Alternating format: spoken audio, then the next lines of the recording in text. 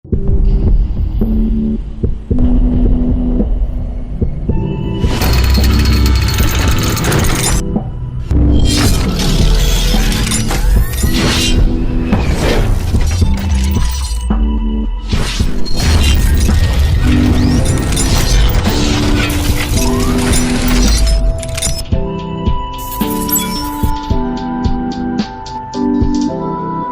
सकता कुपात्र को, जो गुरु नहीं है उनको गुरु मानकर आप दान करते हो, वो तो भाड़ में गया उनका पैसा, उसका कोई प्रतिफल आपको नहीं मिलेगा।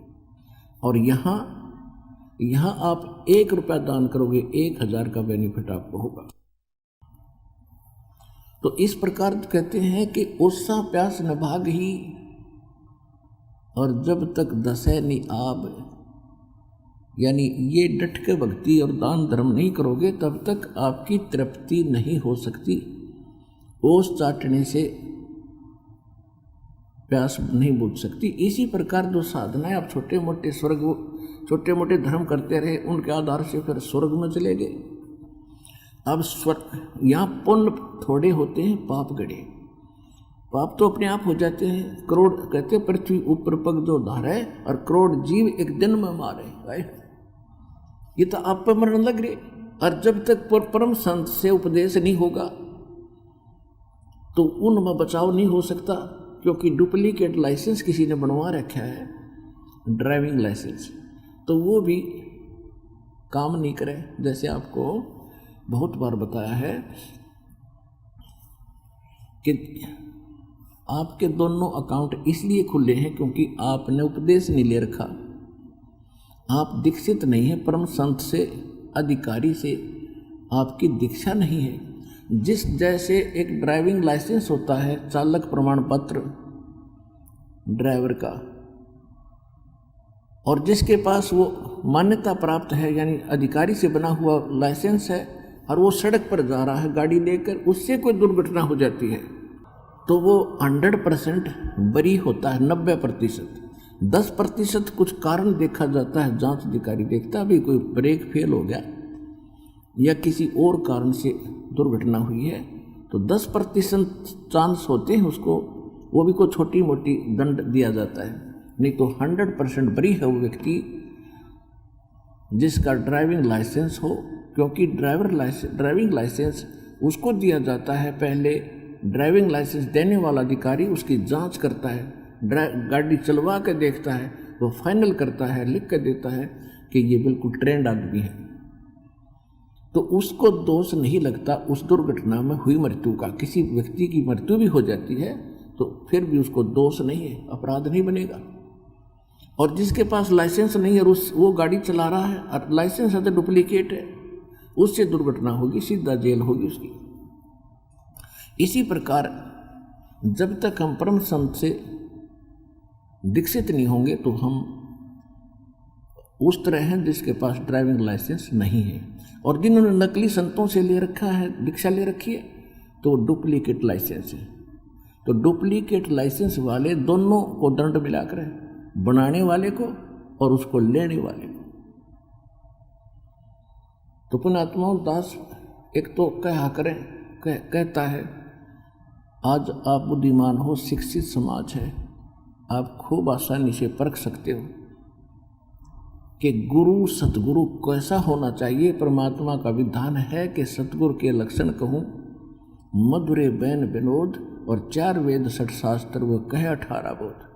तो इन सदग्रंथों का जानकार इस पृथ्वी पर हो आज के दिन, क्योंकि मेरे ज्ञान ने सुनकर चाहे कोई अटपट बना भी लियो, इससे पहले आपने खूब पता है, इन्हें कख भी नहीं पता भक्ति मार्ग का।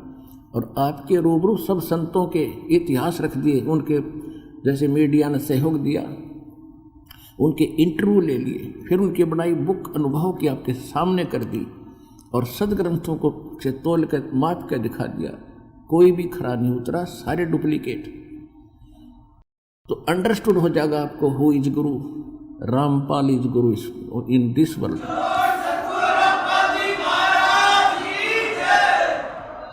तो आपके अब बनेंगे वो कर्म, एक दान करोगे 1000 का फल मिलेगा, 1 रुपये का। और फिर जब आपको यहाँ बुलाया जाता है, उसके लिए बताया परमात्मा की वाणी है, संत मिलन को चालियो भाई तजमाया अभिमान, जो जो कदम आगे रखे ओहे यज्ञ समान। ओहे, एक यज्ञ किया करते थे ये राजा लोग, उसमें 100 मन 100 मन घी, देसी घी लगाया जाता था। और 100 मन देसी घी लगेगा जहाँ पर कितनी तो उस पर सब्जी पूरी और हलवा खीर बनेगी, और कुछ उसमें से हवन में लगाया जाता था। तो कितना खर्च उसके साथ और होगा जहाँ 100 मन घी लगे। तो ये एक यज्ञ होती थी जिसमें 100 मन देसी घी प्रयोग करके और अनुष्ठान किए जाता। तो आपको वो पुण्य कोटक यज्ञ समान, आप वहाँ जहाँ से भी चले हो यहाँ तक इस सच्चे दरबार में दास के सत्संग सुनने के लिए, जहाँ से आपके यहाँ तक कितने कदम बनते हैं, चाहे आप रेल में हो चाहे किसी चीज़ में, लेकिन वो कदम काउंट होते हैं। कहते हैं संत मिलन को चालियो तज माया अभिमान, यानी इस भाव से आने वाले का, विनम्र भाव से, एक सच्ची श्रद्धा से अपने पद पोस्ट और धन के अभिमान को घर पर रखा हुआ है। जब संत मिलन को चाले, और यहाँ ऐसे आवे जैसे बालक होते हैं, स्टूडेंट विद्यार्थी जाते हैं विद्यालय में, जहाँ भी उनको बैठने को कह दिया जाता वही पंक्ति बनाकर तुरंत बैठ जाते हैं। अध्यापक खुरकाते धमकाते भी हैं, ज्ञान भी सुनाते हैं, पढ़ाते भी हैं, तो उनको कोई ऑब्जेक्शन नहीं होता, किसी प्रकार का भी उनको कोई क्रोध नहीं, कोई अभिमान नहीं होता। तो ऐसे भाव से आने वाले भक्तों को वो लाभ प्राप्त होता है। तो कहते हैं संत मिलन को चालियो तज माया अभिमान, और जो जो कदम आगे रखे, यानी प्रस्थान करते हो जितने कदम पग यहाँ तक बनेंगे आपके, एक एक यज्ञ समान। ओए होए। और फिर ये भी अंदाज़ा लगा लियो कि आपको दास ने जो विधि बता रखी है अकॉर्डिंग टू द शास्त्र है। श्रीमद् भगवद गीता अध्याय नंबर 16 के श्लोक 23 और 24 में कहा है कि अर्जुन जो शास्त्र विधि को त्याग कर मनमाना आचरण करते हैं, उनको न तो कोई सुख होता है, न उनको कोई सिद्धि प्राप्त होती है, और न ही उनकी परम गति होती है। तो फिर क्या फायदा। और इसलिए अर्जुन तेरे लिए कर्तव्य और अकर्तव्य की व्यवस्था में, यानी कौन से धार्मिक कर्म करने चाहिए, कौन से ना करने चाहिए, वो सदग्रंथ ही प्रमाण है किसी के लोक वेद से अपना भक्ति मार्ग पर ना लगना। तो दास ने आपके समक्ष सभी पवित्र धर्मों के पवित्र सदग्रंथ रूबरू कर दिए कि हमारे सदग्रंथ क्या बताते हैं, और ये दास उनके अनुकूल साधना दे रहा है कब से, सन 1994 से। और दास ने पहले तो घर घर जाके सत्संग किए, पर क्योंकि हमारे पास वो मूल धन था, वो मूल ज्ञान था मुझ दास के पास, जो अभी तक छुपा के भगवान ने रखा था कि धर्मदास मेरी लाख दुहाई, ये मूल ज्ञान कहीं बाहर ना जाए। वो मूल ज्ञान और मूल मंत्र ये मुझ दास को परमात्मा ने 1988 में प्रदान कर दिए थे।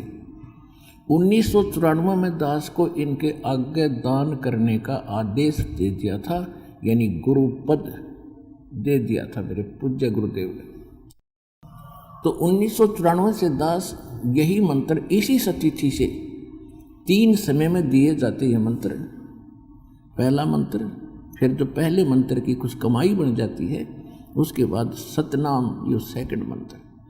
और जब सेकंड मंत्र की खूब कमाई हो जाएगी, आप में दृढ़ता आ जाएगी, आप डगमग ना रहोगे, मालिक पर आश्रित हो जाओगे, उस समय आपको वो अनमोल खजाना सार शब्द आदि नाम, सार नाम, वो फिर दिया जाता है। ये दास पहले से ही ऐसे दे रहा था। दास ने कबीर सागर भी नहीं देखा था, देख सतकर मान लियो, क्योंकि दास का एक भी वचन आप ये सोच लियो इसमें कोई असत्यता नहीं मिलेगी आपको। क्योंकि हमने दास को परमात्मा ने मूल ज्ञान दिया, जो कबीर सागर में भी कुछ वो अंश नहीं है, और उसकी पूर्ति गरीबदास जी की वाणी में है। इन दोनों से भी हटकर जो और मूल ज्ञान है वो दास को प्राप्त हुआ। तो उसके आधार से परमात्मा के आदेश अनुसार दास वही आपको दीक्षा दे रहा था। फिर परमात्मा फिर घर घर जाते थे। इतनी सत्संग और पाठ हो गए कि हम घर घर नहीं जा सके। एक एक दिन में 6-6 जगह पाठ प्रकाश करना पड़ गया। फिर हमने बच्चों ने भक्तों ने भक्तों को परमात्मा ने प्रेरणा की, एक आश्रम बना लिया करौथा गांव में, जिला रोहतक के। तो वहाँ हम फिर सब सामूहिक पाठ एक जगह करने लगे, सबके जैसे अब चल रहे। ये सब परमात्मा की समय अनुसार प्रेरणा और परिवर्तन उन्हीं की कृपा से होता है। तो दास के मन में एक प्रेरणा आई कि हे परमात्मा, आपका ज्ञान सत्य, आपका नाम सत्य, आपकी भक्ति सत्य, लेकिन आपके सत्य को आपके अन्य बच्चों तक पहुंचाने के लिए जितने प्रमाण हमारे पास अब उपलब्ध हैं ये पर्याप्त नहीं है। क्योंकि पहले तो कबीर जी को परमात्मा मानना तैयार नहीं। ठीक है, जो हमारी शरण में आ जाते थे, भगवान सबका दीक्षा लेते थे, उनको सुख हो जाता था, वो तो होना ही था। तो वो तो टिके रहते थे कुछ दिन, और उनको 2-3-4 ऐसे लाभ भी हो गए, एक ना होया तो फिर डगमग हो जाते थे, क्योंकि उनको ज्ञान नहीं था। तो यह समस्या दास के सामने आने लगी कि परमात्मा, यदि इन वेदों ग्रंथों में और आपकी महिमा मिल जावे तो आपके बच्चे आपको आसानी से सब पहचान सकते हैं, और इसका कोई विकल्प नहीं। क्योंकि आप 600 वर्ष पहले आए थे, आपने 64 लाख लोगों, परिवारों के लोगों के, भक्तों के दुख दूर किए थे, और आपके चेले बन गए थे। आपने एक लीला करी थी और सब भाग गए थे। तो परमेश्वर ने कहा था कि ज्ञान संपूर्ण हुआ नहीं और हृदय नहीं छिदावे, ये देखा देखी भक्ति का वे रंग नहीं ठहरावे। जब तक ज्ञान संपूर्ण नहीं होगा और हृदय में यह खटक नहीं लाग जाएगी कि इसके अतिरिक्त कोई ज्ञान नहीं पृथ्वी पर, तब तक दाता आपकी शरण में जीव नहीं टकेगा। तो उस दिन के बाद ऐसी प्रेरणा करी दास को परमात्मा की एक वाणी याद आई कि वेद मेरा भेद है, मैं ना मिलूं वेदन के माही, और जौन वेद से मैं मिलूं ये वेद जानते हैं। एक के बाद पर्याप्त थी मेरे लिए कि परमात्मा ने कहा कि वेदों में मेरी महिमा का गुणगान है। अब वेद हमने कदे देखे भी नहीं थे, सुने थे। हमने गीता तो खूब पढ़ी थी, देखी थी। तो दास ने सबसे पहले देखा कि वेदों का सारांश, ये संत जन बताते हैं कि श्रीमद् भगवद गीता वेदों का सारांश है, संक्षिप्त ज्ञान है। तो मैं गीता में देखता हूँ। अब जब श्रीमद् भगवद गीता को देखा, ओ तेरा बुलाओ ये बंदी छोड़े, सारी महिमा परमात्मा की रखी। गीता ज्ञानदाता कहता है मेरे से कोई अन्य और परमात्मा है जो समर्थ है, सर्वशक्तिमान है, उसकी शरण में जाने से तुम्हें परम शांति होगी। तो मेरे धरती पर कहीं कहीं कदम टेके, कलम उठाई, गीता को नए सिरे से फिर अनुवाद किया, तो आज आपके पास गहरी नजर गीता के रूप में विद्यमान है। और बड़ा आश्चर्य हो रहा था दास को कि अनुत्तम माने इन नकली अनुवादकर्ताओं ने श्रेष्ठ कर रखा। अनुत्तम का अर्थ रख तेरा गजब हो, बैड का अर्थ और कोई गुड लिखे, और फिर भी बुद्धिमान नहीं आवा किसी के, क्योंकि हम तो विद्यार्थी थे, श्रद्धालु थे, और हमने उनको धर्मगुरु मान रखा था, जिन अनुवाद कर रखा था। तो हमारी बुद्धि उस पर काम नहीं कर रही थी कि इसमें कुछ विवेक करें कि अनुत्तम को अति उत्तम कैसे लिख दिया। वर्धमाने जाना होता है, इन्होंने आना कर रखा था 18वें अध्याय के 66वें श्लोक में, और 7वें अध्याय के 18वें श्लोक में अनुत्तम शब्द को अति उत्तम कर रखा है। और जब गीता जी का अनुवाद कर दिया, फिर दास के मन में आया कि इन वेदों को भी लाएं, कहीं से मिले। तो वेद लाए। उन वेदों में इन्होंने अनुवाद गलत कर रखे अधिकतर। 90% गलत अनुवाद कर रखे, क्योंकि अनुवादकर्ताओं का दृष्टिकोण रहा है लोकवेद, और लोकवेद के आधार से भगवान को निराकार माना जाता है, और वेदों परमात्मा सह शरीर है, उसका नाम कबीर है, और वो एक स्थान पर रहता है, वहाँ से गति करके आता है। तो उसके बाद दास की खुशी का ठिकाना नहीं रहा, और फिर ये पुस्तकें बनाई, सीडी बनाई और भगत समाज में प्रवेश की। तो जो भी सुना था वो चक्कर काटता हुआ था, हो तेरा गजब भैया, ऐसा ज्ञान हमारे सदग्रंथों में, हे भगवान, जैसे सपना सा टूट गया हो, ऐसा हमारी सतिथि होगी। और आज आप देख लो कितना उम्र उम्र का परमात्मा के बच्चे इस सत्य ज्ञान को समझकर आ रहे हैं। तो प्रसंग चल रहा है कि जब तक हम परमात्मा की शरण में नहीं आते हैं तो हम अपना केवल निर्धारित यानी अपना कर्म ही भोग रहे होते हैं जो हमारी किस्मत में लिखा हुआ होता है। और किस्मत बनती है आपके संग्रहित संचित कर्मों से कुछ पुण्य और पाप निकाल कर एवरेज से, जिसके पाप गणे हैं उसमें तो पुण्य घड़े पापों की रेशो ज़्यादा आपके जीवन में, पुण्य है उन पुण्यों की रेशो कुछ आपके जीवन में, दोनों मिलाकर प्रारब्ध यानी किस्मत यानी एक जीवन बना दिया। तो जब तक आप परमात्मा की शरण में नहीं आते हो तो यही कर्म भोगते हो।